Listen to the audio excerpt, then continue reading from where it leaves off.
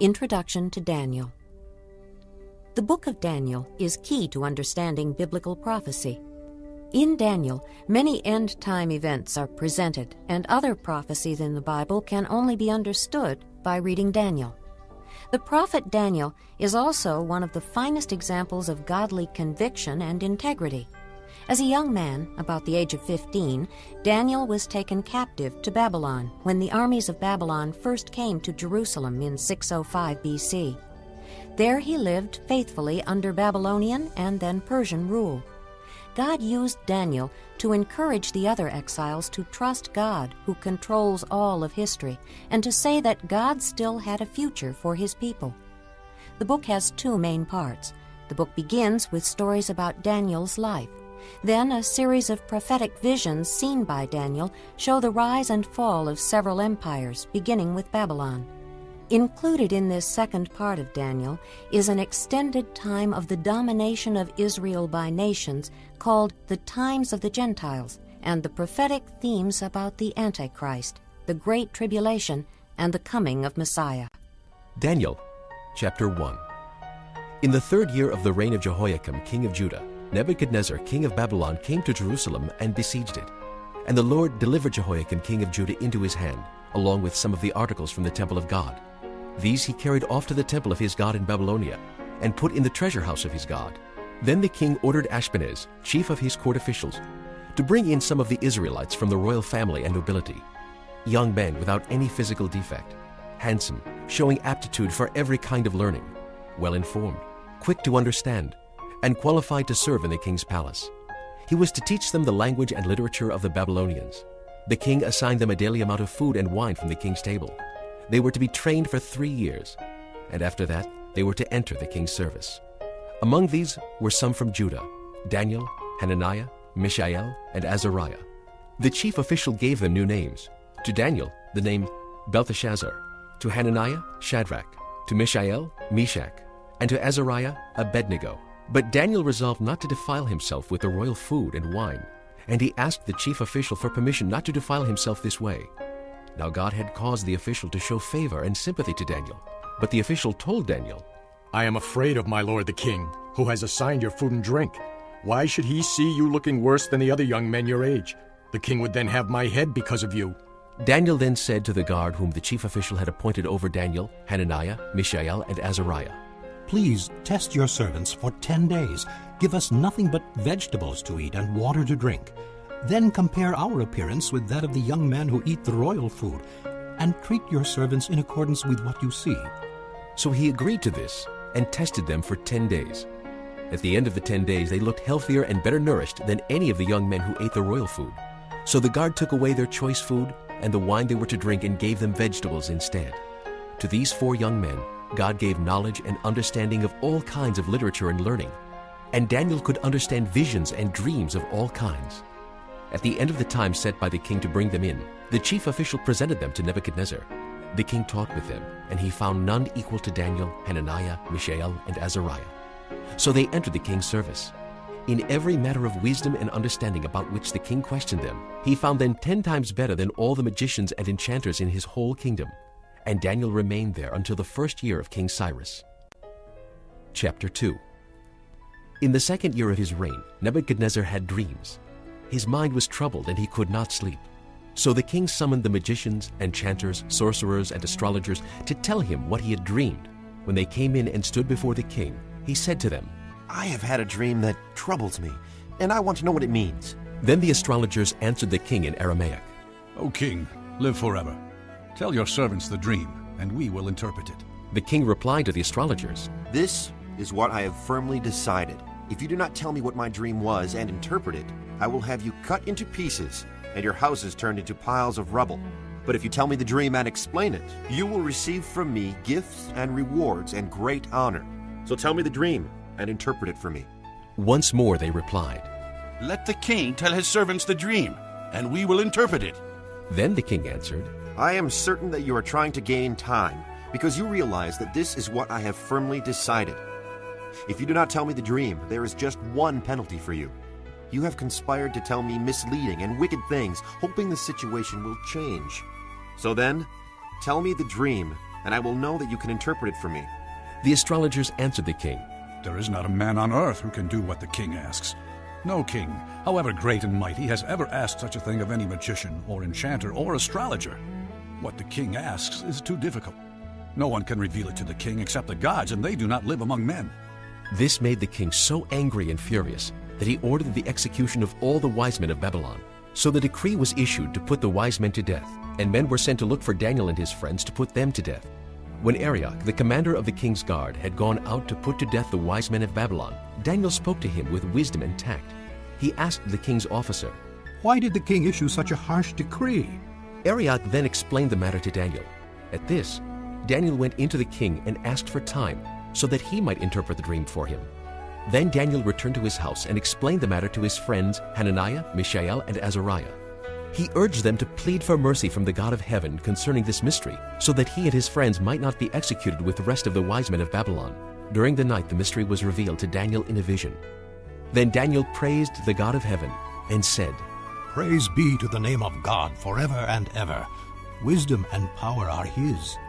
He changes times and seasons. He sets up kings and deposes them. He gives wisdom to the wise and knowledge to the discerning. He reveals deep and hidden things. He knows what lies in darkness, and light dwells with him. I thank and praise you, O God of my fathers. You have given me wisdom and power. You have made known to me what we asked of you. You have made known to us the dream of the king. Then Daniel went to Arioch, whom the king had appointed to execute the wise men of Babylon, and said to him, Do not execute the wise men of Babylon. Take me to the king, and I will interpret his dream for him.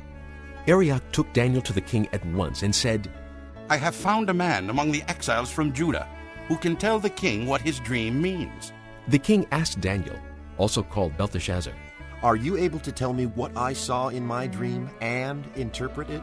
Daniel replied, No wise man, enchanter, magician, or diviner can explain to the king the mystery he has asked about. But there is a God in heaven who reveals mysteries. He has shown King Nebuchadnezzar what will happen in days to come. Your dream and the visions that passed through your mind as you lay on your bed are these. As you were lying there, O king, your mind turned to things to come, and the revealer of mysteries showed you what is going to happen. As for me, this mystery has been revealed to me, not because I have greater wisdom than other living men, but so that you, O king, may know the interpretation, and that you may understand what went through your mind. You looked, O king, and there before you stood a large statue, an enormous, dazzling statue, awesome in appearance. The head of the statue was made of pure gold, its chest and arms of silver, its belly and thighs of bronze, its legs of iron, its feet partly of iron and partly of baked clay. While you were watching, a rock was cut out, but not by human hands. It struck the statue on its feet of iron and clay and smashed them. Then the iron, the clay, the bronze, the silver, and the gold were broken to pieces at the same time and became like chaff on a threshing floor in the summer.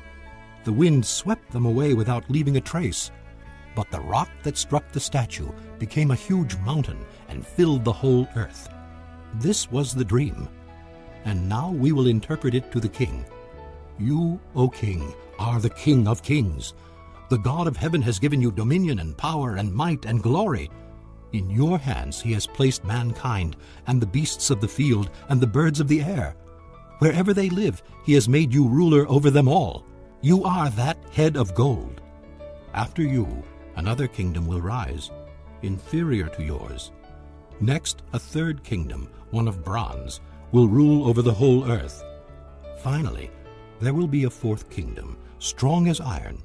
For iron breaks and smashes everything, and as iron breaks things to pieces, so it will crush and break all the others. Just as you saw that the feet and toes were partly of baked clay and partly of iron, so this will be a divided kingdom, yet it will have some of the strength of iron in it, even as you saw iron mixed with clay. As the toes were partly iron and partly clay, so this kingdom will be partly strong and partly brittle. And just as you saw the iron mixed with baked clay, so the people will be a mixture and will not remain united any more than iron mixes with clay. In the time of those kings, The God of heaven will set up a kingdom that will never be destroyed, nor will it be left to another people. It will crush all those kingdoms and bring them to an end, but it will itself endure forever.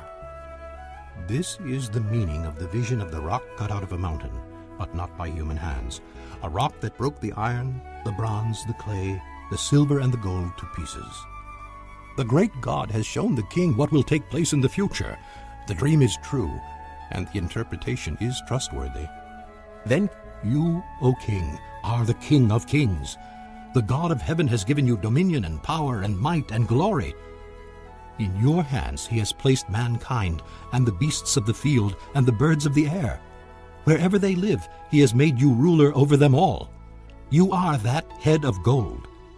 After you, another kingdom will rise, inferior to yours. Next, a third kingdom, one of bronze, will rule over the whole earth. Finally, there will be a fourth kingdom, strong as iron. For iron breaks and smashes everything.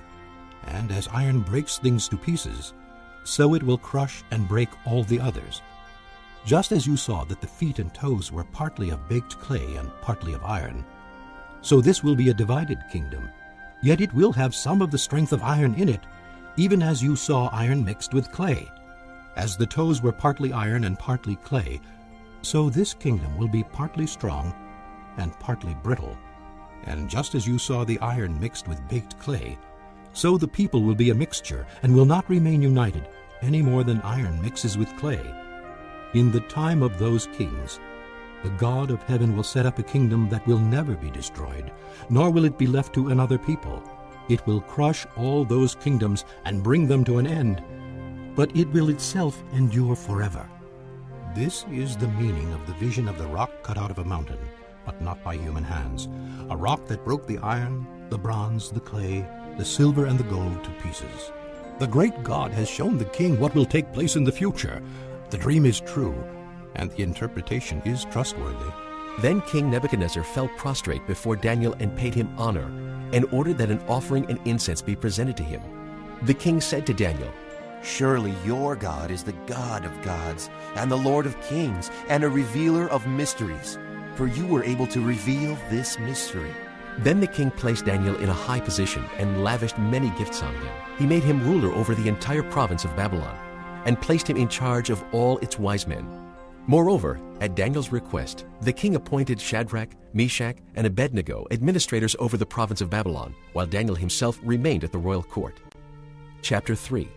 King Nebuchadnezzar made an image of gold 90 feet high and 9 feet wide, and set it up on the plain of Dura in the province of Babylon. He then summoned the satraps, prefects, governors, advisors, treasurers, judges, magistrates, and all the other provincial officials to come to the dedication of the image he had set up. So the satraps, prefects, governors, advisors, treasurers, judges, magistrates, and all the other provincial officials assembled for the dedication of the image that King Nebuchadnezzar had set up, and they stood before it. Then the herald loudly proclaimed, This is what you are commanded to do, O peoples, nations, and men of every language. As soon as you hear the sound of the horn, flute, zither, lyre, harp, pipes, and all kinds of music, you must fall down and worship the image of gold that King Nebuchadnezzar has set up. Whoever does not fall down and worship will immediately be thrown into a blazing furnace. Therefore, as soon as they heard the sound of the horn, flute, zither, lyre, harp, and all kinds of music, all the peoples, nations, and men of every language fell down and worshipped the image of gold that King Nebuchadnezzar had set up. At this time, some astrologers came forward and denounced the Jews. They said to King Nebuchadnezzar, O king, live forever. You have issued a decree, O king, that everyone who hears the sound of the horn, flute, zither, lyre, harp, pipes, and all kinds of music must fall down and worship the image of gold, and that whoever does not fall down and worship will be thrown into a blazing furnace. But there are some Jews whom you have set over the affairs of the province of Babylon, Shadrach, Meshach, and Abednego, who pay no attention to you, O king. They neither serve your gods nor worship the image of gold you have set up. Furious with rage, Nebuchadnezzar summoned Shadrach, Meshach, and Abednego. So these men were brought before the king, and Nebuchadnezzar said to them, Is it true, Shadrach, Meshach, and Abednego, that you do not serve my gods or worship the image of gold I have set up? Now, when you hear the sound of the horn, flute, zither, lyre, harp, pipes, and all kinds of music, if you are ready to fall down and worship the image I made, very good. But if you do not worship it, you will be thrown immediately into a blazing furnace. Then what God will be able to rescue you from my hand?" Shadrach, Meshach, and Abednego replied to the king, O Nebuchadnezzar, we do not need to defend ourselves before you in this matter. If we are thrown into the blazing furnace, the God we serve is able to save us from it, and he will rescue us from your hand, O king. But even if he does not, we want you to know, O king, that we will not serve your gods or worship the image of gold you have set up. Then Nebuchadnezzar was furious with Shadrach, Meshach, and Abednego, and his attitude toward them changed. He ordered the furnace heated 7 times hotter than usual, and commanded some of the strongest soldiers in his army to tie up Shadrach, Meshach, and Abednego and throw them into the blazing furnace. So these men, wearing their robes, trousers, turbans, and other clothes, were bound and thrown into the blazing furnace. The king's command was so urgent, and the furnace so hot, that the flames of fire killed the soldiers who took up Shadrach, Meshach, and Abednego. And these 3 men, firmly tied, fell into the blazing furnace. Then King Nebuchadnezzar leaped to his feet in amazement and asked his advisers. "Weren't there 3 men that we tied up and threw into the fire?" They replied. Certainly, O king. He said, "Look, I see 4 men walking around in the fire, unbound and unharmed, and a 4th looks like a son of the gods." Nebuchadnezzar then approached the opening of the blazing furnace and shouted, "Shadrach, Meshach, and Abednego, servants of the Most High God, come out! Come here!" So Shadrach, Meshach, and Abednego came out of the fire, and the satraps, prefects, governors, and royal advisers crowded around them. They saw that the fire had not harmed their bodies, nor was a hair of their heads singed. Their robes were not scorched, and there was no smell of fire on them. Then Nebuchadnezzar said, "Praise be to the God of Shadrach, Meshach, and Abednego, who has sent his angel and rescued his servants. They trusted in him and defied the king's command, and were willing to give up their lives, rather than serve or worship any god except their own God. Therefore, I decree that the people of any nation or language who say anything against the God of Shadrach, Meshach, and Abednego be cut into pieces, and their houses be turned into piles of rubble, for no other God can save in this way." Then the king promoted Shadrach, Meshach, and Abednego in the province of Babylon. Chapter 4. King Nebuchadnezzar, to the peoples, nations, and men of every language who live in all the world, may you prosper greatly. It is my pleasure to tell you about the miraculous signs and wonders that the Most High God has performed for me. How great are his signs, how mighty his wonders. His kingdom is an eternal kingdom. His dominion endures from generation to generation. I, Nebuchadnezzar, was at home in my palace, contented and prosperous. I had a dream that made me afraid. As I was lying in my bed, the images and visions that passed through my mind terrified me. So I commanded that all the wise men of Babylon be brought before me to interpret the dream for me. When the magicians, enchanters, astrologers, and diviners came, I told them the dream, but they could not interpret it for me. Finally, Daniel came into my presence, and I told him the dream. He is called Belteshazzar, after the name of my God, and the spirit of the holy gods is in him. I said, "Belteshazzar, chief of the magicians, I know that the spirit of the holy gods is in you, and no mystery is too difficult for you. Here is my dream. Interpret it for me. These are the visions I saw while lying in my bed. I looked, and there before me stood a tree in the middle of the land. Its height was enormous. The tree grew large and strong, and its top touched the sky. It was visible to the ends of the earth. Its leaves were beautiful, its fruit abundant, and on it was food for all. Under it, the beasts of the field found shelter, and the birds of the air lived in its branches. From it, every creature was fed. In the visions I saw while lying in my bed, I looked, and there before me was a messenger, a holy one, coming down from heaven. He called in a loud voice, "Cut down the tree, and trim off its branches, strip off its leaves, and scatter its fruit. Let the animals flee from under it, and the birds from its branches. But let the stump and its roots, bound with iron and bronze, remain in the ground, in the grass of the field. Let him be drenched with the dew of heaven, and let him live with the animals among the plants of the earth. Let his mind be changed from that of a man, and let him be given the mind of an animal, till 7 times pass by for him. The decision is announced by messengers. The holy ones declare the verdict, so that the living may know that the Most High is sovereign over the kingdoms of men, and gives them to anyone he wishes, and sets over them the lowliest of men. This is the dream that I, King Nebuchadnezzar, had. Now, Belteshazzar, tell me what it means, for none of the wise men in my kingdom can interpret it for me. But you can, because the spirit of the holy gods is in you. Then Daniel, also called Belteshazzar, was greatly perplexed for a time, and his thoughts terrified him. So the king said, Belteshazzar, do not let the dream or its meaning alarm you. Belteshazzar answered, My lord, if only the dream applied to your enemies, and its meaning to your adversaries. The tree you saw, which grew large and strong, with its top touching the sky, visible to the whole earth, with beautiful leaves and abundant fruit, providing food for all, giving shelter to the beasts of the field, and having nesting places in its branches for the birds of the air, you, O king, are that tree. You have become great and strong. Your greatness has grown until it reaches the sky, and your dominion extends to distant parts of the earth. You, O king, saw a messenger, a holy one, coming down from heaven and saying, Cut down the tree and destroy it, but leave the stump, bound with iron and bronze, in the grass of the field, while its roots remain in the ground. Let him be drenched with the dew of heaven. Let him live like the wild animals until 7 times pass by for him. This is the interpretation, O king, and this is the decree the Most High has issued against my lord the king. You will be driven away from people, and will live with the wild animals. You will eat grass like cattle, and be drenched with the dew of heaven. 7 times will pass by for you, until you acknowledge that the Most High is sovereign over the kingdoms of men, and gives them to anyone he wishes. The command to leave the stump of the tree with its roots means that your kingdom will be restored to you when you acknowledge that heaven rules. Therefore, O king, be pleased to accept my advice. Renounce your sins by doing what is right, and your wickedness by being kind to the oppressed. It may be that then your prosperity will continue. All this happened to King Nebuchadnezzar.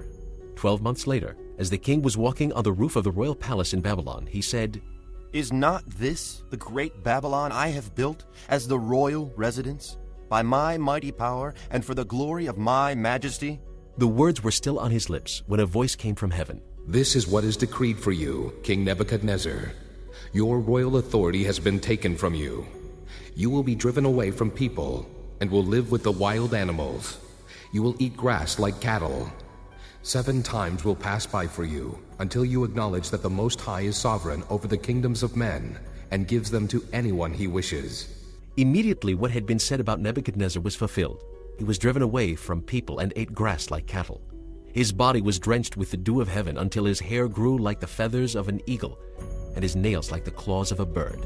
At the end of that time, I, Nebuchadnezzar, raised my eyes toward heaven, and my sanity was restored.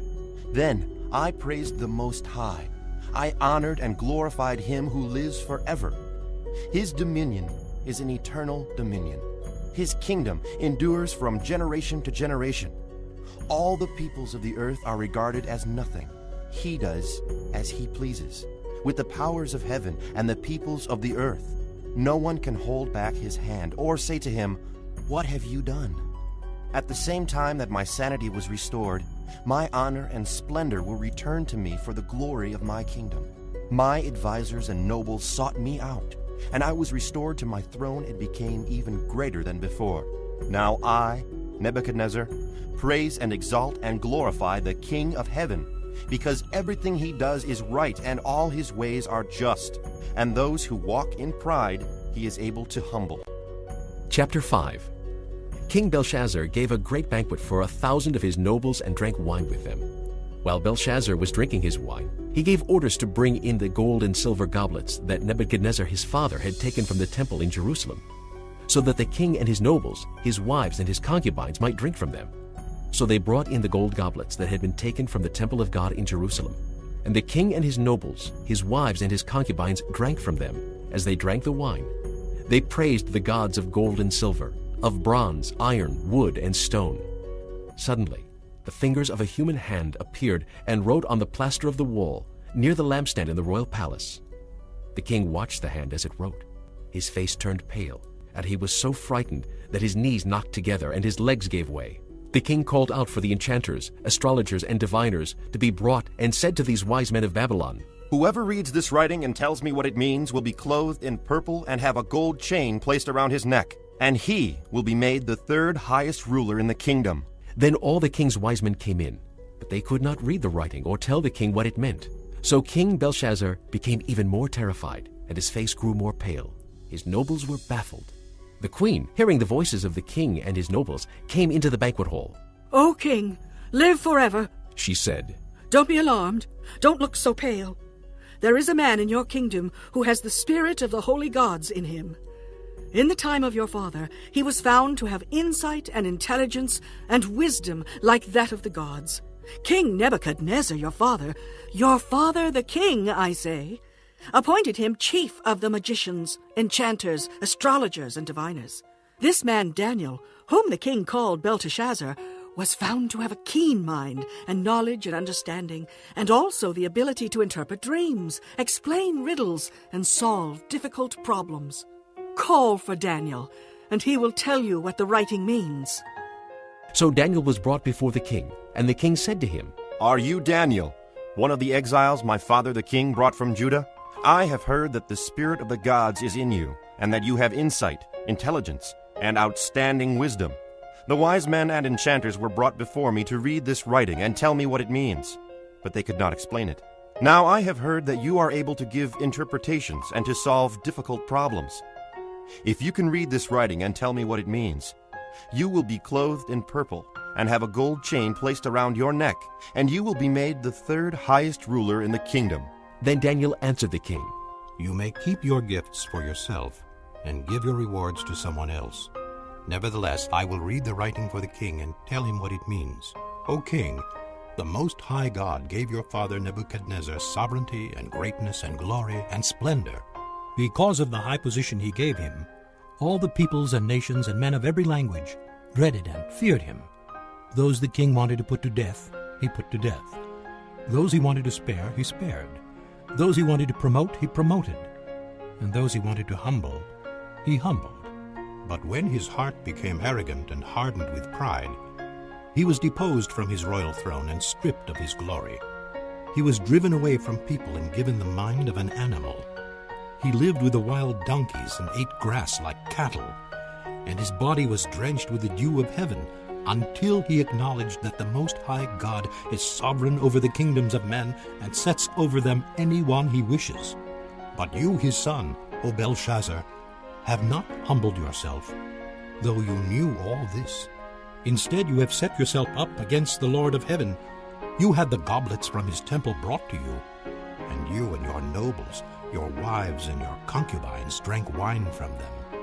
You praised the gods of silver and gold, of bronze, iron, wood, and stone, which cannot see or hear or understand. But you did not honor the God who holds in his hand your life and all your ways. Therefore he sent the hand that wrote the inscription. This is the inscription that was written, Mene, Mene, Tekel, Parsin. This is what these words mean. Mene, God has numbered the days of your reign and brought it to an end. Tekel, you have been weighed on the scales and found wanting. Peres, your kingdom is divided and given to the Medes and Persians. Then at Belshazzar's command, Daniel was clothed in purple. A gold chain was placed around his neck, and he was proclaimed the third highest ruler in the kingdom. That very night, Belshazzar, king of the Babylonians, was slain, and Darius the Mede took over the kingdom at the age of 62. This concludes Disc 45. Chapter 6. It pleased Darius to appoint 120 satraps to rule throughout the kingdom, with 3 administrators over them, one of whom was Daniel. The satraps were made accountable to them, so that the king might not suffer loss. Now Daniel so distinguished himself among the administrators and the satraps by his exceptional qualities, that the king planned to set him over the whole kingdom, At this, the administrators and the satraps tried to find grounds for charges against Daniel in his conduct of government affairs, but they were unable to do so. They could find no corruption in him because he was trustworthy and neither corrupt nor negligent. Finally, these men said, "We will never find any basis for charges against this man Daniel unless it has something to do with the law of his God." So the administrators and the satraps went as a group to the king and said, "O King Darius, live forever. The royal administrators, prefects, satraps, advisors, and governors have all agreed that the king should issue an edict and enforce the decree that anyone who prays to any god or man during the next 30 days, except to you, O king, shall be thrown into the lion's den. Now, O king, issue the decree and put it in writing so that it cannot be altered, in accordance with the laws of the Medes and Persians, which cannot be repealed." So King Darius put the decree in writing. Now when Daniel learned that the decree had been published, he went home to his upstairs room where the windows opened toward Jerusalem. 3 times a day he got down on his knees and prayed, giving thanks to his God, just as he had done before. Then these men went as a group and found Daniel praying and asking God for help. So they went to the king and spoke to him about his royal decree. "Did you not publish a decree that during the next 30 days anyone who prays to any god or man except to you, O king, would be thrown into the lion's den?" The king answered, The decree stands, in accordance with the laws of the Medes and Persians, which cannot be repealed. Then they said to the king, "Daniel, who is one of the exiles from Judah, pays no attention to you, O king, or to the decree you put in writing. He still prays 3 times a day." When the king heard this, he was greatly distressed. He was determined to rescue Daniel and made every effort until sundown to save him. Then the men went as a group to the king and said to him, "Remember, O king, that according to the law of the Medes and Persians, no decree or edict that the king issues can be changed." So the king gave the order, and they brought Daniel and threw him into the lion's den. The king said to Daniel, May your God, whom you serve continually, rescue you. A stone was brought and placed over the mouth of the den, and the king sealed it with his own signet ring and with the rings of his nobles, so that Daniel's situation might not be changed. Then the king returned to his palace and spent the night without eating and without any entertainment being brought to him, and he could not sleep. At the first light of dawn, the king got up and hurried to the lion's den. When he came near the den, he called to Daniel in an anguished voice, Daniel, servant of the living God, has your God, whom you serve continually, been able to rescue you from the lions? Daniel answered, O king, live forever. My God sent his angel, and he shut the mouths of the lions. They have not hurt me, because I was found innocent in his sight. Nor have I ever done any wrong before you, O king. The king was overjoyed and gave orders to lift Daniel out of the den. And when Daniel was lifted from the den, no wound was found on him, because he had trusted in his God. At the king's command, the men who had falsely accused Daniel were brought in and thrown into the lion's den, along with their wives and children. And before they reached the floor of the den, the lions overpowered them and crushed all their bones. Then King Darius wrote to all the peoples, nations, and men of every language throughout the land, May you prosper greatly. I issue a decree that in every part of my kingdom, people must fear and reverence the God of Daniel. For he is the living God, and he endures forever. His kingdom will not be destroyed. His dominion will never end. He rescues and he saves. He performs signs and wonders in the heavens and on earth. He has rescued Daniel from the power of the lions. So Daniel prospered during the reign of Darius and the reign of Cyrus the Persian. Chapter 7. In the first year of Belshazzar, king of Babylon, Daniel had a dream, and visions passed through his mind as he was lying on his bed. He wrote down the substance of his dream. Daniel said, In my vision at night I looked, and there before me were the 4 winds of heaven churning up the great sea. 4 great beasts, each different from the others, came up out of the sea. The first was like a lion, and it had the wings of an eagle. I watched until its wings were torn off, and it was lifted from the ground, so that it stood on 2 feet, like a man, and the heart of a man was given to it. And there before me was a second beast, which looked like a bear. It was raised up on one of its sides, and it had 3 ribs in its mouth between its teeth.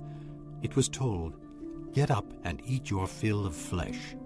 After that I looked, and there before me was another beast, one that looked like a leopard, and on its back it had 4 wings like those of a bird. This beast had 4 heads, and it was given authority to rule. After that, in my vision at night I looked, and there before me was a fourth beast, terrifying and frightening and very powerful. It had large iron teeth. It crushed and devoured its victims and trampled underfoot whatever was left. It was different from all the former beasts, and it had 10 horns. While I was thinking about the horns, there before me was another horn, a little one, which came up among them, and 3 of the first horns were uprooted before it. This horn had eyes like the eyes of a man, and a mouth that spoke boastfully. As I looked, thrones were set in place, and the Ancient of Days took his seat. His clothing was as white as snow. The hair of his head was white like wool. His throne was flaming with fire, and its wheels were all ablaze. A river of fire was flowing, coming out from before him. Thousands upon thousands attended him. 10,000 times 10,000 stood before him.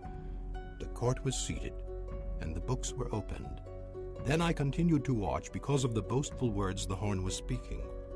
I kept looking until the beast was slain, and its body destroyed and thrown into the blazing fire. The other beasts had been stripped of their authority, but were allowed to live for a period of time. In my vision at night I looked, and there before me was one like a son of man, coming with the clouds of heaven. He approached the Ancient of Days and was led into his presence. He was given authority, glory, and sovereign power. All peoples, nations, and men of every language worshipped him. His dominion is an everlasting dominion that will not pass away, and his kingdom is one that will never be destroyed. I, Daniel, was troubled in spirit, and the visions that passed through my mind disturbed me. I approached one of those standing there and asked him the true meaning of all this. So he told me and gave me the interpretation of these things. The 4 great beasts are 4 kingdoms that will rise from the earth, but the saints of the Most High will receive the kingdom and will possess it forever, yes, forever and ever. Then I wanted to know the true meaning of the 4th beast, which was different from all the others and most terrifying, with its iron teeth and bronze claws, the beast that crushed and devoured its victims and trampled underfoot whatever was left.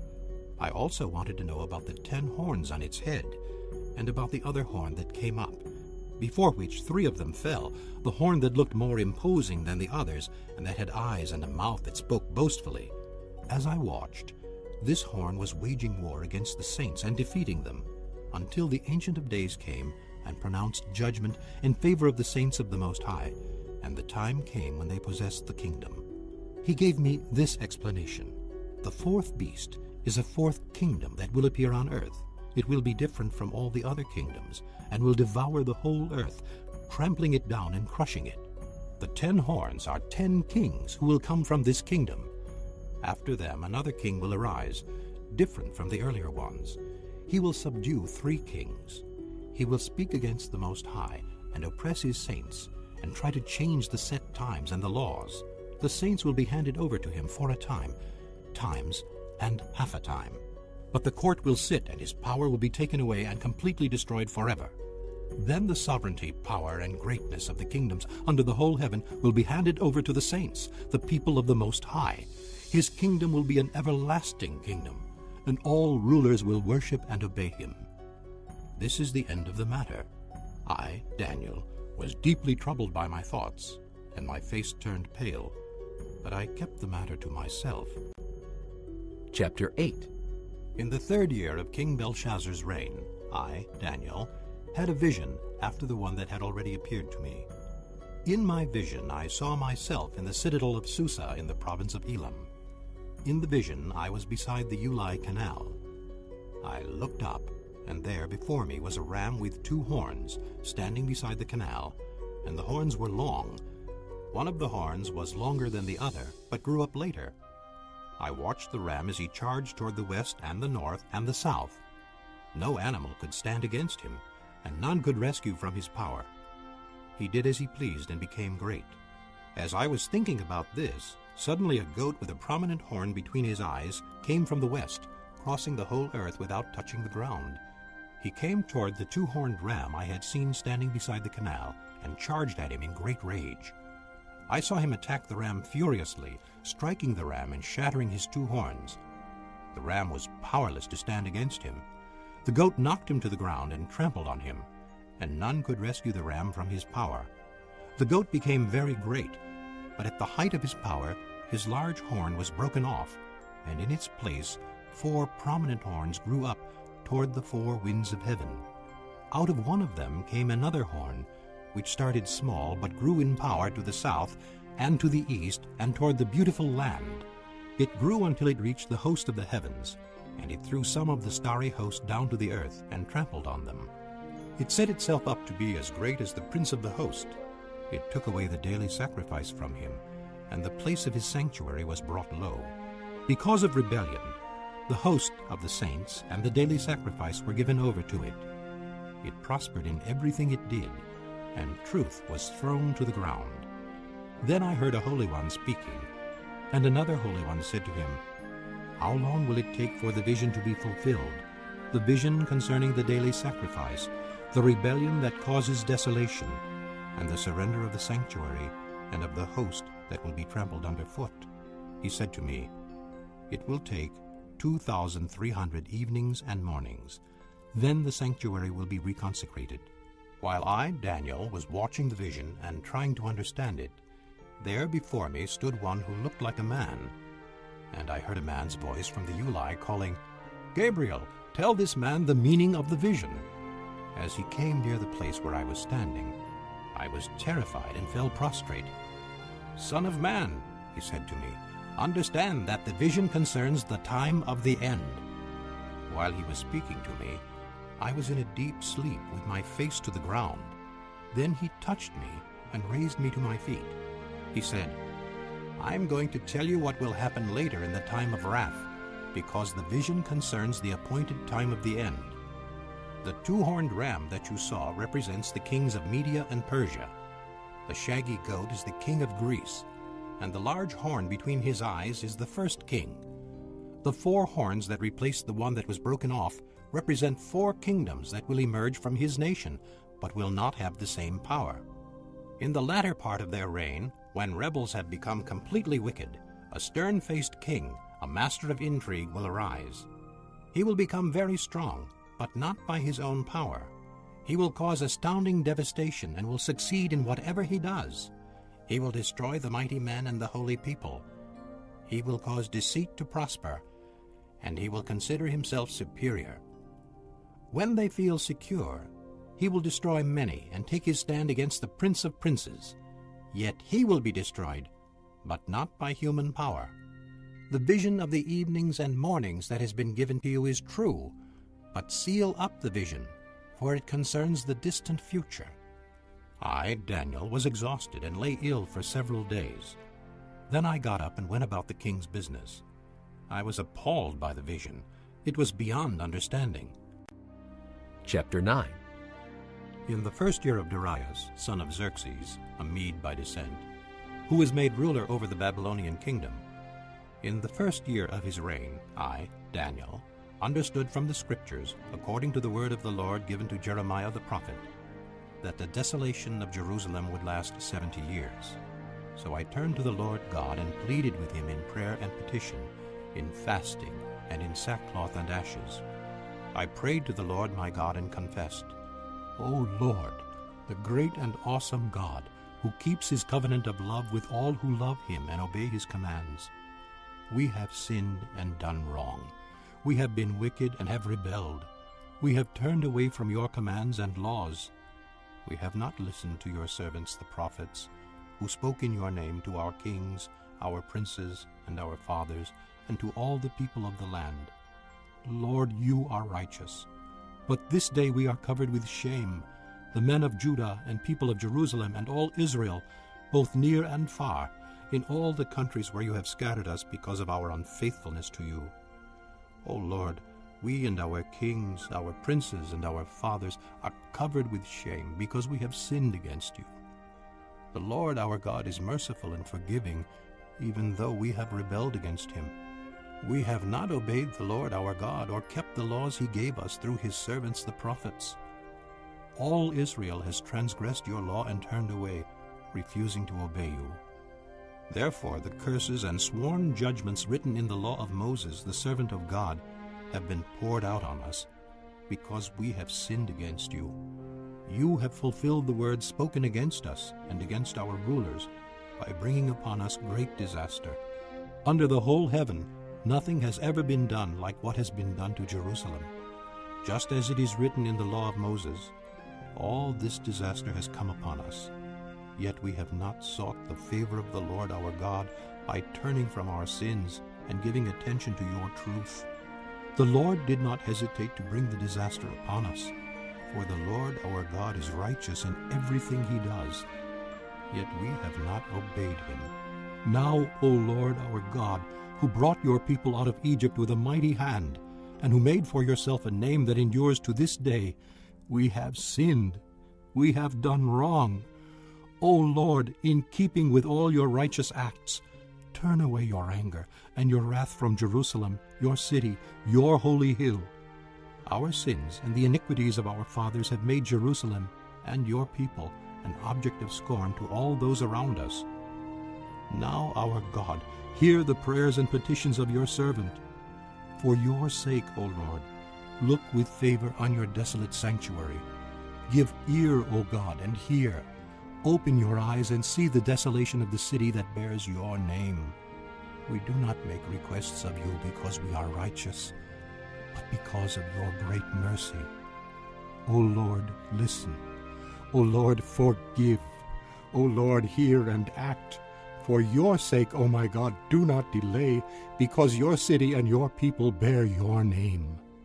While I was speaking and praying, confessing my sin and the sin of my people Israel, and making my request to the Lord my God for his holy hill, while I was still in prayer, Gabriel, the man I had seen in the earlier vision, came to me in swift flight about the time of the evening sacrifice.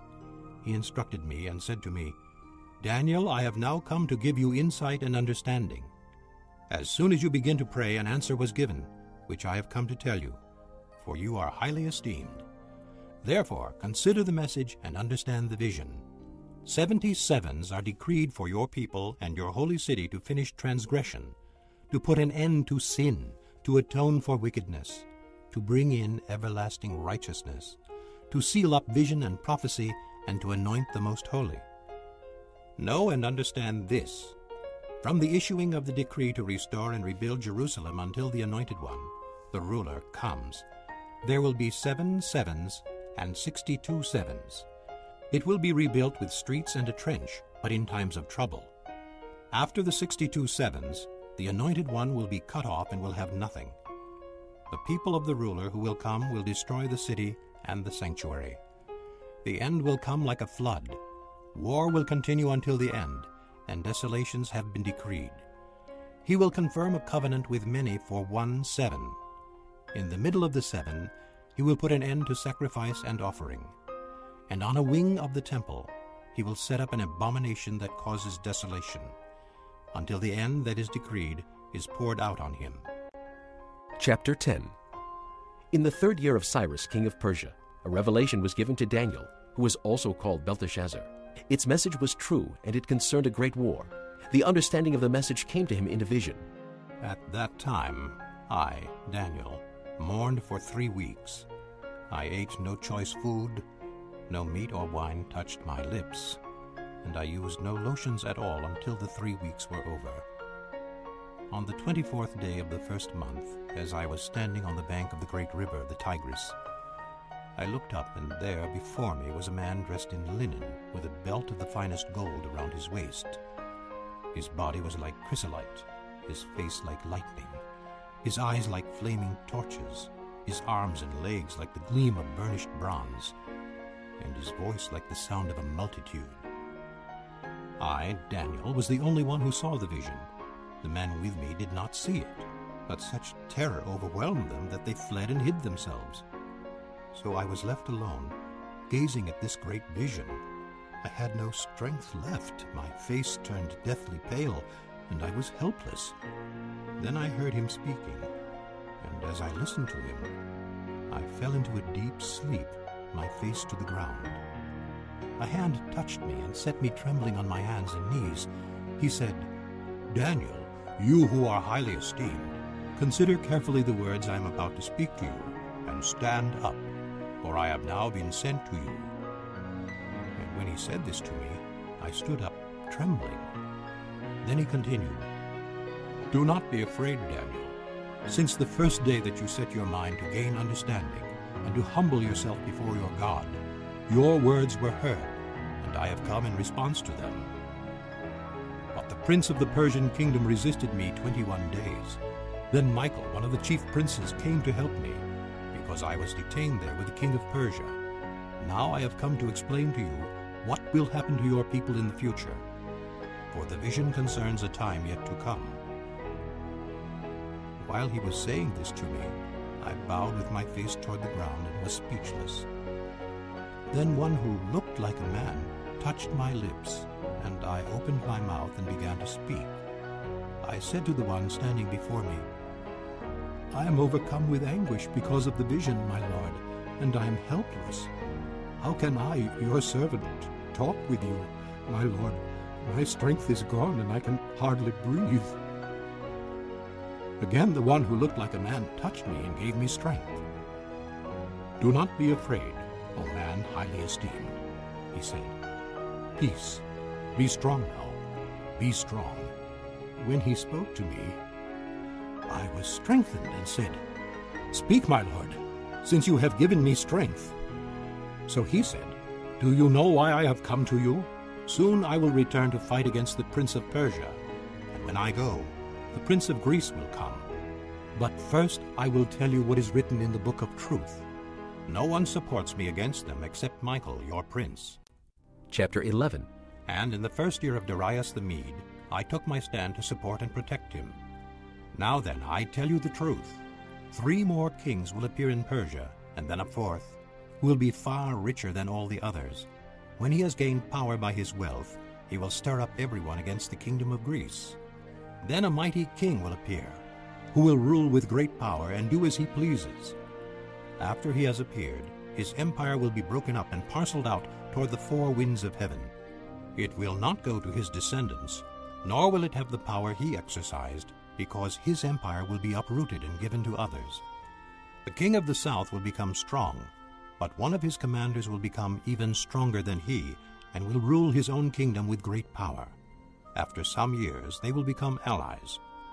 The daughter of the king of the south will go to the king of the north to make an alliance, but she will not retain her power, and he and his power will not last. In those days she will be handed over, together with her royal escort and her father and the one who supported her. One from her family line will arise to take her place. He will attack the forces of the king of the north and enter his fortress. He will fight against them and be victorious. He will also seize their gods, their metal images, and their valuable articles of silver and gold, and carry them off to Egypt. For some years he will leave the king of the north alone. Then the king of the north will invade the realm of the king of the south, but will retreat to his own country. His sons will prepare for war and assemble a great army, which will sweep on like an irresistible flood and carry the battle as far as his fortress. Then the king of the south will march out in a rage and fight against the king of the north, who will raise a large army, but it will be defeated. When the army is carried off, the king of the south will be filled with pride and will slaughter many thousands, yet he will not remain triumphant.